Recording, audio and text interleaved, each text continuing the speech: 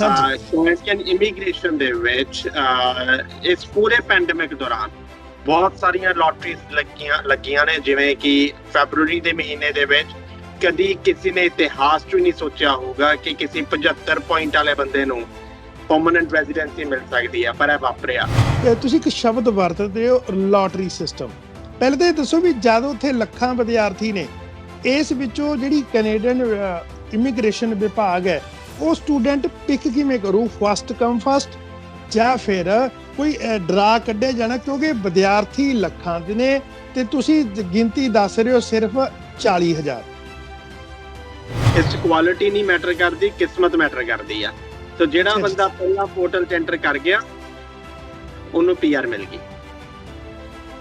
ਅੱਜ ਤੋਂ ਇੱਕ ਅੱਧਾ ਦਿਨ ਪਹਿਲਾਂ ਹੀ ਮੇਰੇ ਕੋਲ ਵੀਡੀਓ ਆਈ ਕਿਸੇ ਦੀ, ਜਿਸ ਦੇ ਵਿੱਚ ਉਹ ਇੰਡੀਵਿਜੂਅਲ ਆਪਣੇ ਆਪ ਨੂੰ ਕੰਸਲਟੈਂਟ ਕਹਿੰਦੇ ਨੇ, ਤੇ ਉਹ ਕਹਿ ਰਹੇ ਨੇ ਕਿ ਜਿੰਨੇ ਵਿਦਿਆਰਥੀ ਕੈਨੇਡਾ 'ਚ ਗਏ ਨੇ ਸਾਰਿਆਂ ਨੂੰ PR ਮਿਲ ਰਹੀ ਹੈ। This is wrong. ਤੁਸੀਂ $1,500 ਉਸ ਚੀਜ਼ ਲਈ ਖਰਚਣ ਜਾ ਰਹੇ ਹੋ ਜਿਸ ਚੀਜ਼ ਦੀ ਕੋਈ ਗਾਰੰਟੀ ਨਹੀਂ ਆ ਕਿ ਮੰਨ ਲਓ ਤੁਹਾਡਾ ਆਈਲੈਟਸ ਦਾ ਸਕੋਰ ਆ ਵੀ ਜਾਵੇ, ਫਿਰ ਵੀ ਤੁਸੀਂ ਪਿਕ ਹੋਣਾ ਕਿ ਨਹੀਂ, ਕਿਉਂਕਿ ਗਿਣਤੀ ਸਿਰਫ 40,000 ਦੀ ਹੈ। ਟੋਰਾਂਟੋ ਤੇ ਵੈਂਕੂਵਰ ਦੇ ਵਿੱਚ ਮੈਕਸਿਮਮ ਡਿਮਾਂਡ ਆ ਆਪਣੇ ਪੰਜਾਬੀ ਕਮਿਊਨਿਟੀਜ਼ ਦੀ ਕਿ ਆਪਾਂ ਉੱਥੇ ਹੀ ਪੜ੍ਹਨ ਜਾਣਾ ਆ। ਹੁੰਦਾ ਕੀ ਆ, ਬੱਚੇ 2 ਸਾਲ ਦੀ ਪੜ੍ਹਾਈ ਕੀਤੀ, ਬਾਅਦ ਚੋਂ ਕੀ ਹੋ ਰਿਹਾ, ਉਹ ਜਾਂ ਤਾਂ ਨਿਊ ਬ੍ਰਿੰਸਵਿਕ ਜਾ ਰਿਹਾ, ਜਾਂ ਨੋਵਾ ਸਕੋਸ਼ੀਆ ਜਾ ਰਿਹਾ, ਜਾਂ ਸਸਕੈਚੁਅਨ ਜਾ ਰਿਹਾ, ਜਾਂ ਵਿਨੀਪੈਗ ਜਾ ਰਿਹਾ, ਕਿਉਂਕਿ ਉਹਨਾਂ ਨੂੰ ਪਤਾ ਹੈ ਕਿ ਓਨਟਾਰੀਓ ਅਤੇ BC ਦੇ ਵਿੱਚ 12ਵੀਂ ਕਰਨ ਵਾਲਾ ਜਿਹੜਾ ਬੱਚਾ 12ਵੀਂ ਕਰਕੇ ਪੰਜਾਬ ਤੋਂ ਆ ਰਿਹਾ, he or she will not qualify for permanent residency। ਸੋ ਉਹ ਤਾਂ ਕਰਕੇ ਦੂਜੀਆਂ ਪ੍ਰੋਵਿੰਸਿਸ 'ਚ ਮੂਵ ਹੁੰਦੇ ਆ। ਪਰ ਅਗਰ ਇਹ ਸਟੈਪ ਪਹਿਲੇ ਦਿਨ ਹੀ ਚੱਕਿਆ ਹੁੰਦਾ ਤੇ ਜਿਹੜਾ ਟਾਈਮ ਆਪਾਂ ਇੱਥੇ ਲਗਾਇਆ ਉਹ ਕਿਸੇ ਖਾਤੇ ਨਹੀਂ ਆਪਣਾ ਪਿਆ। ਅਗਰ ਆਪਾਂ ਉੱਥੇ ਲਾਇਆ ਹੁੰਦਾ ਤੇ ਉਹਦੇ ਸਾਨੂੰ ਐਕਸਟਰਾ ਬੈਨੀਫਿਟਸ ਮਿਲਣੇ ਸੀ। ਉਹਨਾਂ ਨੇ ਬਹੁਤ ਕਲੀਅਰਲੀ ਗੱਲ ਕਹੀ ਆ ਕੈਨੇਡਾ ਦੀ ਸਰਕਾਰ ਨੇ ਕਿ ਜਿਹੜੀ ਵੀ ਚੀਜ਼ ਪਹਿਲਾਂ ਹੋ ਜੇ, ਅਗਰ 40,000 ਬੰਦਾ ਪਹਿਲਾਂ ਫਿਲ ਹੋ ਗਿਆ ਤਾਂ ਕੋਟਾ ਬੰਦ ਹੋ ਜਾਊਗਾ। ਅਗਰ 40,000 ਬੰਦਾ ਨਵੰਬਰ ਤੱਕ ਨਾ ਹੋਇਆ ਤੇ ਫਿਰ ਨਵੰਬਰ 'ਚ ਕੋਟਾ ਬੰਦ ਹੋ ਜਾਊਗਾ। ਜਿਵੇਂ ਕਿ ਸਾਡੇ ਜਿਹੜੇ ਕਲਾਇੰਟਸ ਨੇ ਉਹ ਜਿਸ ਦਿਨ ਪੰਜਾਬ ਤੋਂ ਚੱਲਦੇ ਨੇ ਉਸ ਦਿਨ ਤੋਂ ਬਾਅਦ ਚੋਂ ਜਿਵੇਂ ਉਹਨਾਂ ਨੂੰ ਵਰਕ ਪਰਮਿਟ ਤੇ ਜਾਣਾ, ਅਸੀਂ ਪਾਰਟਨਰਸ਼ਿਪ 'ਚ ਕੰਮ ਕਰਦੇ ਹੈਗੇ ਆ ਵਰਲਡ ਵਾਈਡ ਕੈਨੇਡੀਅਨ ਵਰਕਫੋਰਸ, ਜੋ ਵਰਕ ਏਜੰਸੀ ਆ, ਜੋ ਜਿਵੇਂ ਬੱਚਿਆਂ ਦੀ ਪੜ੍ਹਾਈ ਖਤਮ ਹੁੰਦੀ ਆ ਉਹਨਾਂ ਨੂੰ ਕੰਮ ਦੇ ਵਿੱਚ ਮਦਦ ਕਰਦੀ ਆ।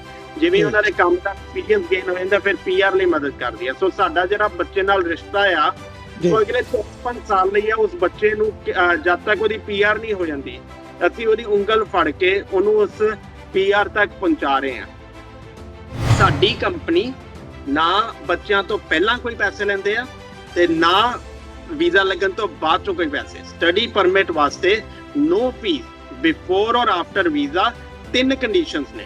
ਕੰਡੀਸ਼ਨਸ ਹੈ ਤੁਹਾਡੀ ਪੜ੍ਹਾਈ 'ਚ ਕੋਈ ਗੈਪ ਨਾ ਹੋਵੇ, ਤੁਹਾਡਾ ਕੋਈ ਰਿਫਿਊਜ਼ਲ ਨਾ ਲੱਗਿਆ ਹੋਵੇ ਤੇ ਤੁਹਾਡਾ ਆਈਲੈਟਸ ਦਾ ਸਕੋਰ ਸਹੀ ਹੋਵੇ।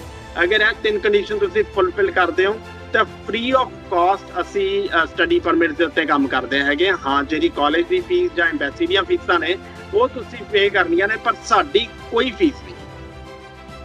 ਅਸੀਂ 24 ਅਪ੍ਰੈਲ ਨੂੰ ਇੰਡੀਅਨ ਟਾਈਮ ਰਾਤੀ 9:30 ਵਜੇ ਤੇ ਕੈਨੇਡੀਅਨ ਟਾਈਮ 12 ਵਜੇ ਅਸੀਂ ਇੱਕ ਲਾਈਵ ਸੈਮੀਨਾਰ ਕਰਨ ਜਾ ਰਹੇ ਹਾਂ, ਜਿਹਦੀ ਰਜਿਸਟ੍ਰੇਸ਼ਨ ਸਾਡੀ ਵੈਬਸਾਈਟ ਤੇ ਕੀਤੀ ਜਾ ਸਕਦੀ ਹੈ bramptonconsultancy.com। ਤੁਸੀਂ ਆਪਣੇ ਕੋਈ ਵੀ ਸਵਾਲ ਵੀਡੀਓ ਬਣਾ ਕੇ, ਆਡੀਓ ਬਣਾ ਕੇ ਜਾਂ ਲਿਖਤੀ ਰੂਪ ਦੇ ਵਿੱਚ ਉਸ ਫਾਰਮ ਦੇ ਵਿੱਚ ਅਪਲੋਡ ਕਰ ਸਕਦੇ ਹੋ ਤੇ ਅਸੀਂ ਹਰੇਕ ਸਵਾਲ ਦਾ ਜਵਾਬ ਤੁਹਾਨੂੰ ਲਾਈਵ ਵੈਬਿਨਾਰ ਦੇ ਵਿੱਚ ਦੇਵਾਂਗੇ।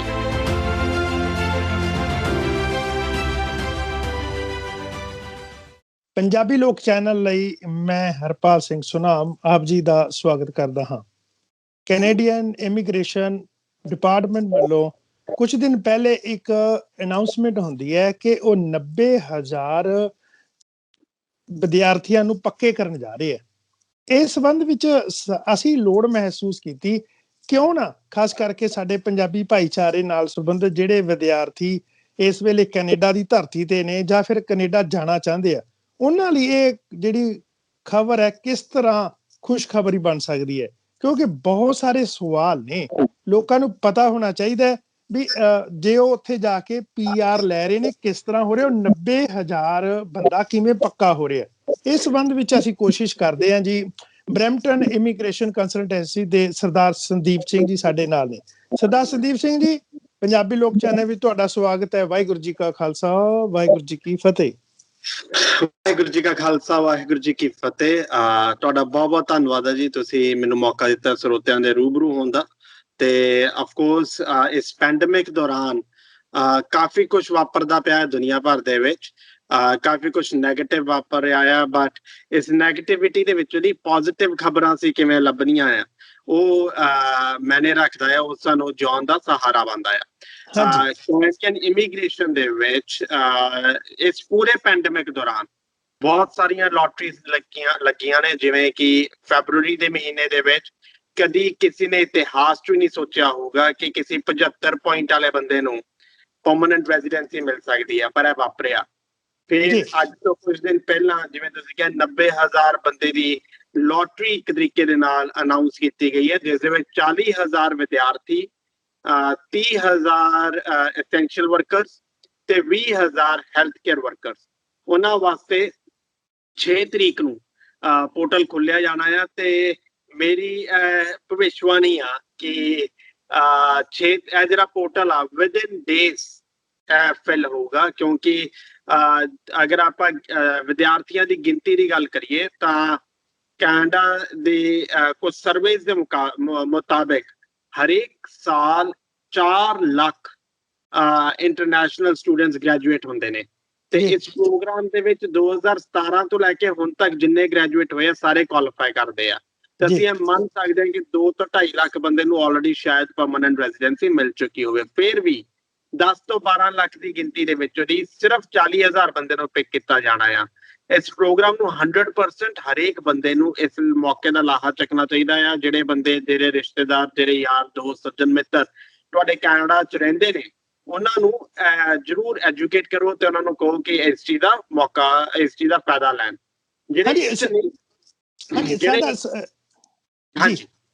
ਮੇਰਾ ਸਵਾਲ ਇਹ ਹੈ ਵੀ ਬਾਕੀ ਜਿਹੜੀ ਇਹ ਖਬਰ ਤੁਸੀਂ ਕਿਹਾ, ਤੁਸੀਂ ਇੱਕ ਸ਼ਬਦ ਵਰਤਦੇ ਹੋ ਲੋਟਰੀ ਸਿਸਟਮ।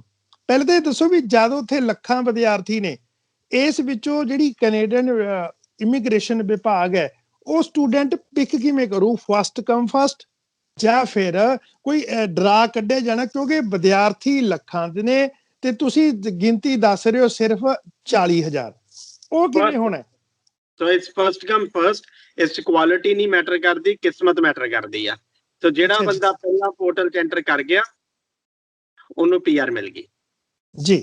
ਅੱਛਾ, ਇੱਕ ਇਹ ਦੱਸੋ ਵੀ ਜਿਹੜੇ ਵਿਦਿਆਰਥੀ, ਜਿਵੇਂ ਤੁਸੀਂ ਦੱਸ ਰਹੇ, ਇਹ ਪੋਰਟਲ 6 ਮਈ ਨੂੰ ਓਪਨ ਹੋਣਾ, 6 ਨਵੰਬਰ ਤੱਕ 6 ਮਹੀਨੇ ਦਾ ਸਮਾਂ, ਤੇ ਇਸ ਸਮੇਂ ਦੌਰਾਨ ਜਿਹੜੇ ਉਹ ਨਵੰਬਰ ਤੱਕ ਹੈ ਉਹ ਤਾਂ ਕੁਆਲੀਫਾਈ ਨਹੀਂ ਕਰਨਗੇ? ਨਹੀਂ, ਸੋ ਤਾਂ ਜਿਹੜਾ ਮੁੱਦਾ ਹੈਗਾ ਆ ਉਹ ਹੈ ਹੀ ਨਹੀਂ ਹੈ ਕਿ 6 ਮਈ ਤੋਂ 6 ਨਵੰਬਰ ਆ। ਨਵੰਬਰ ਤਾਂ ਭੁੱਲ ਹੀ ਜਾਓ। ਅੱਛਾ, ਜਿਹੜਾ ਮੁੱਦਾ ਹੈਗਾ ਆ ਕਿ 40,000 ਦਾ ਕੋਟਾ ਆ ਜੀ। 40,000 ਦਾ ਕੋਟਾ ਫਿਲ ਕਰਨ ਵਾਸਤੇ ਨਵੰਬਰ ਤੱਕ ਦੀ ਲੋੜ ਹੀ ਨਹੀਂ ਹੈਗੀ ਆ। ਉਹਨਾਂ ਨੇ ਬਹੁਤ ਕਲੀਅਰਲੀ ਗੱਲ ਕਹੀ ਆ ਕੈਨੇਡਾ ਦੀ ਸਰਕਾਰ ਨੇ ਕਿ ਜਿਹੜੀ ਵੀ ਚੀਜ਼ ਪਹਿਲਾਂ ਹੋ ਜੇ, ਅਗਰ 40,000 ਬੰਦਾ ਪਹਿਲਾਂ ਫਿਲ ਹੋ ਗਿਆ ਤਾਂ ਕੋਟਾ ਬੰਦ ਹੋ ਜਾਊਗਾ। ਅਗਰ 40,000 ਬੰਦਾ ਨਵੰਬਰ ਤੱਕ ਨਾ ਹੋਇਆ ਤੇ ਫਿਰ ਨਵੰਬਰ 'ਚ ਕੋਟਾ ਬੰਦ ਹੋ ਜਾਊਗਾ। ਦ ਪੁਆਇੰਟ ਇਸ ਕਿ 40,000 ਬੰਦੇ ਹੀ ਪਿਕ ਹੋਣੇ ਆ, ਭਾਵੇਂ ਉਹ ਹੁਣ ਹੋ ਜਾਣ ਭਾਵੇਂ ਨਵੰਬਰ ਤੱਕ ਹੋ ਜਾਣ। ਤੇ ਇਹ ਹੋ ਹੀ ਨਹੀਂ ਸਕਦਾ ਕਿ ਇਹ ਮਈ ਵੀ ਟੱਪ ਜੇ। ਮਈ ਲਈ ਮੇਰੇ ਹਿਸਾਬ ਨਾਲ within a day or 2 quota full ਹੋਊਗਾ। ਅੱਛਾ, ਇਹਦੇ ਵਿੱਚ ਸ਼ਰਤਾਂ ਕਿਹੜੀਆਂ ਰੱਖੀਆਂ ਗਈਆਂ? ਉਹ ਕਿਹੜੀਆਂ ਚੀਜ਼ਾਂ ਨੇ ਬਹੁਤ ਜ਼ਿਆਦਾ ਜ਼ਰੂਰੀ ਮੈਟਰ ਕਰਦੀਆਂ ਨੇ? ਤੁਸੀਂ ਇੱਕ ਇਮੀਗ੍ਰੇਸ਼ਨ ਸਲਾਹਕਾਰ ਹੋਣ ਦੇ ਨਾਤੇ ਸਾਡੇ ਭਾਈਚਾਰੇ ਦੇ ਜਿਹੜੇ ਵਿਦਿਆਰਥੀ ਇਸ ਸਮੇਂ ਕੈਨੇਡਾ ਦੀ ਧਰਤੀ ਬੈਠੇ, ਉਹਨਾਂ ਨੂੰ ਤੁਸੀਂ ਕੀ ਸਲਾਹ ਦਿੰਦੇ ਹੋ? ਸੋ ਹਰਦੀਪ ਜੀ, ਦੇਖੋ, ਮੈਂ ਲਾਇਸੈਂਸਡ ਇਮੀਗ੍ਰੇਸ਼ਨ ਕੰਸਲਟੈਂਟ ਹਾਂ, ਕੈਨੇਡਾ ਦਾ ਜੰਮਪਲ ਆ, ਇੱਥੇ ਜੰਮਿਆ ਆ। ਸੋ ਕੈਨੇਡੀਅਨ ਸਿਸਟਮ ਦੀ ਸਮਝ ਜਿੰਨੀ ਮੈਨੂੰ ਮਾਣ ਮਹਿਸੂਸ ਹੁੰਦਾ ਕਿ ਜਿੰਨੀ ਮੈਨੂੰ ਹੋਊਗੀ ਸ਼ਾਇਦ ਉਹਨਾਂ ਲੋਕਾਂ ਨੂੰ ਨਹੀਂ ਹੋਊਗੀ ਜਿਨ੍ਹਾਂ ਨੇ ਅਜੇ ਤੱਕ ਕੈਨੇਡਾ ਦੀ ਸ਼ਕਲ ਨਹੀਂ ਦੇਖੀ, ਪਰ ਐਜ਼ ਅ ਗੋਸਟ ਕੰਸਲਟੈਂਟ ਕੰਮ ਕਰਦੇ ਪਏ ਨੇ। ਕੈਨੇਡਾ ਦੀ ਸਰਕਾਰ ਦੇ ਮੁਤਾਬਿਕ ਇਮੀਗ੍ਰੇਸ਼ਨ ਕੰਮ ਕਰਨ ਦਾ ਅਧਿਕਾਰ ਸਿਰਫ ਉਹਨਾਂ ਕੋਲੇ ਆ ਜਿਨ੍ਹਾਂ ਕੋਲੇ IRCC ਲਾਇਸੈਂਸ ਹੈਗਾ ਆ। ਅਨਫੋਰਚੂਨੇਟਲੀ ਇਦਾਂ ਨਹੀਂ ਆ, ਕਾਫੀ ਲੋਕ ਜਿਹੜੇ ਗੋਸਟ ਕੰਸਲਟੈਂਟਸ ਨੇ ਉਹ ਵੀ ਕੰਮ ਕਰਦੇ ਨੇ, ਬਟ ਕਿ ਲੀਗਲੀ ਉਹਨਾਂ ਨੂੰ ਨਹੀਂ ਕਰਨਾ ਚਾਹੀਦਾ ਆ। ਤਾਂ ਕਰਕੇ ਜਿਹੜੀ ਇਨਫੋਰਮੇਸ਼ਨ ਵੀ ਆ ਉਹ ਵੀ ਬਹੁਤ ਜ਼ਿਆਦਾ ਘੋਖ ਕੇ ਨਹੀਂ ਦਿੱਤੀ ਜਾਂਦੀ, ਬਿਨਾਂ ਘੋਖੇ ਦੇ ਦਿੱਤੀ ਜਾਂਦੀ ਆ। ਉਦਾਹਰਨ ਦੇ ਤੌਰ ਦੇ ਉੱਤੇ ਅੱਜ ਤੋਂ 1-ਅੱਧਾ ਦਿਨ ਪਹਿਲਾਂ ਹੀ ਮੇਰੇ ਕੋਲ ਵੀਡੀਓ ਆਈ ਕਿਸੇ ਦੀ, ਜਿਸ ਦੇ ਵਿੱਚ ਉਹ ਇੰਡੀਵਿਜੂਅਲ ਆਪਣੇ ਆਪ ਨੂੰ ਕੰਸਲਟੈਂਟ ਕਹਿੰਦੇ ਨੇ ਤੇ ਉਹ ਕਹਿ ਰਹੇ ਨੇ ਕਿ ਜਿੰਨੇ ਵਿਦਿਆਰਥੀ ਕੈਨੇਡਾ 'ਚ ਗਏ ਨੇ ਸਾਰਿਆਂ ਨੂੰ PR ਮਿਲ ਰਹੀ ਹੈ। This is wrong. ਪੂਰਾ 90,000 ਦਾ ਕੋਟਾ ਡਿਫਾਈਨ ਕੀਤਾ ਗਿਆ ਤੇ ਉਹ 90,000 ਦੇ ਵਿੱਚੋਂ ਵੀ 3 ਜਗ੍ਹਾ ਚ ਡਿਫਾਈਨ ਕੀਤਾ ਕਿ ਕਿਹੜੇ 3 ਇੰਡੀਵਿਜੂਅਲਸ ਨੇ, ਕਿਹੜੇ ਨੂੰ ਮਿਲ ਰਹੀ ਹੈ। ਪਹਿਲਾ ਜਿਹੜਾ ਹੈਗਾ ਆ, ਜੋ ਤੁਸੀਂ ਰਿਕੁਆਇਰਮੈਂਟਸ ਦੀ ਗੱਲ ਕੀਤੀ, ਪਹਿਲਾ ਹੈਗਾ ਆ ਇੰਟਰਨੈਸ਼ਨਲ ਸਟੂਡੈਂਟਸ। ਕਿਹੜੇ ਇੰਟਰਨੈਸ਼ਨਲ ਸਟੂਡੈਂਟਸ?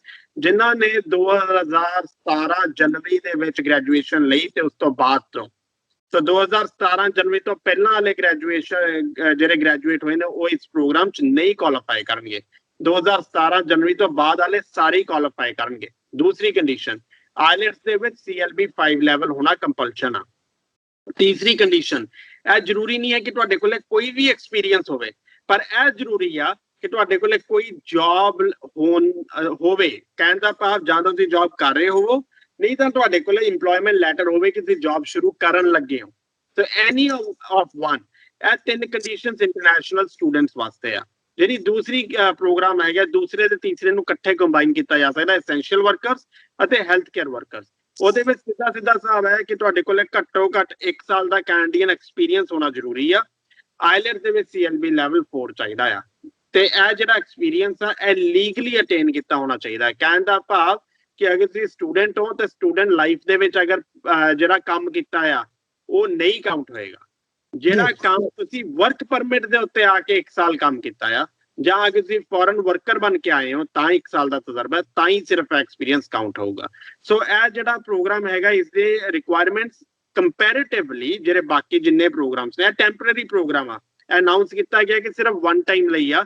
ਉਹ ਵੀ ਇਸ ਲਈ ਆ ਕਿਉਂਕਿ ਇਸ ਪੈਂਡੇਮਿਕ ਦੌਰਾਨ ਜਿਹੜੇ ਲੋਕ ਕੈਨੇਡਾ ਤੋਂ ਬਾਹਰ ਬੈਠੇ ਨੇ ਉਹ ਇਸ ਟਾਈਮ ਕੈਨੇਡਾ ਦੇ ਵਿੱਚ ਨਹੀਂ ਆ ਸਕਦੇ, ਤਾਂ ਕਰਕੇ ਇਹ ਪ੍ਰੋਗਰਾਮ ਟੈਂਪਰੇਰੀ ਅਨਾਉਂਸ ਕੀਤਾ ਗਿਆ ਆ। ਜਿਵੇਂ ਹਿੰਦੁਸਤਾਨ ਦੇ ਵਿੱਚ ਇੱਕ ਪਾਰਲੀਮੈਂਟ ਆ, ਉਸ ਦੇ ਵਿੱਚ ਇੱਕ ਫਾਈਨੈਂਸ ਮਿਨਿਸਟਰ ਹੁੰਦਾ ਆ ਜਿਹੜਾ ਸਾਲ ਬਾਅਦ, 2 ਸਾਲ ਬਾਅਦ, 3 ਸਾਲ ਬਾਅਦ ਆਪਣਾ ਬਜਟ ਅਨਾਉਂਸ ਕਰਦਾ ਆ।